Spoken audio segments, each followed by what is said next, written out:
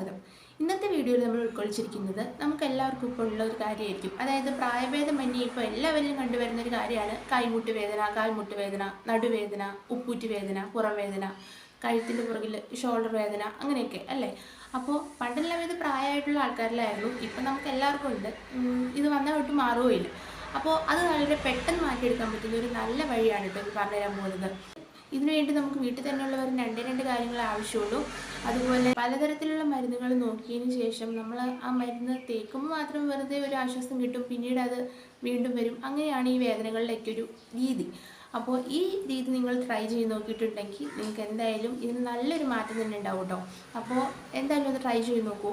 ഇത് ചെയ്യാൻ വേണ്ടി നമുക്ക് വീട്ടിൽ തന്നെയുള്ള 2 സാധനങ്ങൾ മാത്രമേ ആവശ്യമുള്ളൂ. എങ്ങനെയാണെന്ന് ഞാൻ പറയാം. അപ്പോൾ അതിനു മുമ്പ് നമ്മുടെ വീഡിയോ പുതിയതായിട്ട് ആരെങ്കിലും കാണുന്നവരുണ്ടെങ്കിൽ നമ്മുടെ ചാനലൊന്ന് സബ്സ്ക്രൈബ് ചെയ്ത് സപ്പോർട്ട് ചെയ്യണേ. സബ്സ്ക്രൈബ് ബട്ടൻ്റെ തൊട്ടടുത്ത് വരുന്ന ബെല്ലൈക്കണിൽ കുഞ്ഞ് ഓൾ എന്നുള്ള ആ ഓപ്ഷനും കൂടി ഒന്ന് ഇനേബിൾ ചെയ്തിടണം കേട്ടോ. അപ്പോൾ നമുക്ക് എന്താ ടിപ്പെന്ന് നോക്കാം. ഇതിനു വേണ്ടി നമുക്ക് ആദ്യമായിട്ട് ആവശ്യമുള്ളത് എരിക്കിൻ്റെ ഇലയാണ് കേട്ടോ. എരിക്കിൻ്റെ ഇല ഞാനിവിടെ സൈഡിൽ കൊടുത്തിരിക്കാം. അപ്പോൾ എരിക്കിൻ്റെ ഇലയിൽ ഒരുപാട് ഔഷധ ഗുണങ്ങളുള്ളതാണ്. അത് നമ്മൾ ഈ ചാനലിൽ വീഡിയോ ഇട്ടിട്ടുണ്ട്. ആ വീഡിയോയുടെ ലിങ്ക് ഞാൻ ഡിസ്ക്രിപ്ഷൻ ബോക്സിൽ കൊടുത്തേക്കാം കേട്ടോ. അപ്പോൾ അത് നിങ്ങളൊന്ന് കണ്ട് ഈ എരിക്കിൻ്റെ ഗുണങ്ങളൊന്ന് മനസ്സിലാക്കിയിരിക്കുക. അപ്പോൾ ഒരുപാട് ആൾക്കാർ വീട്ടിൽ പ്രായമായിട്ടുള്ള മുത്തശ്ശിമാരോ അപ്പന്മാരൊക്കെ ഉണ്ടെങ്കിൽ അവരോട് ചോദിച്ചതിന് അവർ പറഞ്ഞുതരും. നല്ല ഒരു ഔഷധ ഗുണമുള്ളൊരു ഇലയാണ് എരിക്കിൻ്റെ ഇല. പ്രത്യേകം ശ്രദ്ധിക്കണം, ഈ ഇല പറിച്ചെടുക്കുമ്പോൾ അതിനകത്ത് നിന്ന് വരുന്നൊരു വെള്ള ദ്രാവകം, അത് അതിൻ്റെ പശയാണ്. അത് നമ്മുടെ ശരീരത്തിലൊന്നും ആവാതെ, പ്രത്യേകിച്ച് കണ്ണിലും വായിലും ഒന്നും പോകാതെ ശ്രദ്ധിക്കണം. അതല്ലാതെ ഈ ഇല നമുക്ക് വളരെയധികം ഉപയോഗത്തിലുള്ളൊരു കാര്യമാണ്. അപ്പോൾ നമ്മൾ ചെയ്യേണ്ടത്, ആദ്യം നമുക്ക് വേണ്ടത് ഒരു ഇഷ്ടികയാണ് വേണ്ടത്. ഈ ഇഷ്ടിക അടുപ്പിലോ അല്ലെങ്കിൽ ഗ്യാസിലോ എവിടെയെങ്കിലും വെച്ച് നന്നായിട്ടൊന്ന് ചൂടാക്കിയെടുക്കുക. ചൂടാക്കിയെടുത്ത ഈ ഇഷ്ടികയിലേക്ക് എരിക്കിൻ്റെ ഇല 1-2 ഇല വെച്ചിട്ട് നന്നായിട്ട് ആ ഇഷ്ടികക്കട്ടയുടെ പുറത്ത് വെച്ചിട്ട് ചൂടാക്കിയെടുക്കുക.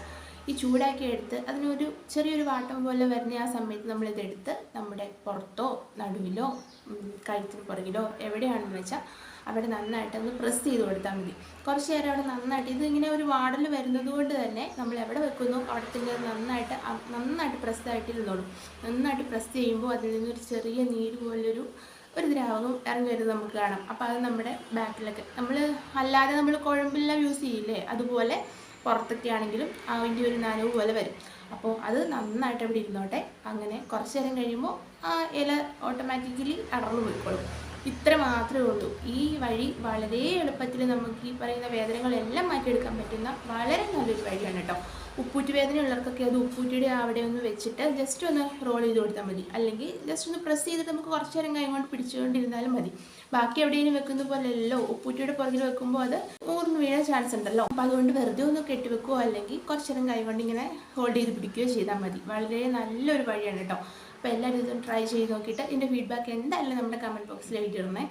അപ്പോൾ ഒരുപാട് പേർക്ക് ഇത് അറിയായിരിക്കും, പക്ഷേ നമ്മുടെ വീഡിയോ കണ്ടുകൊണ്ടിരിക്കുന്ന കുറച്ച് പേർക്കെങ്കിലും ഇത് പുതിയൊരു അറിവായിരിക്കും.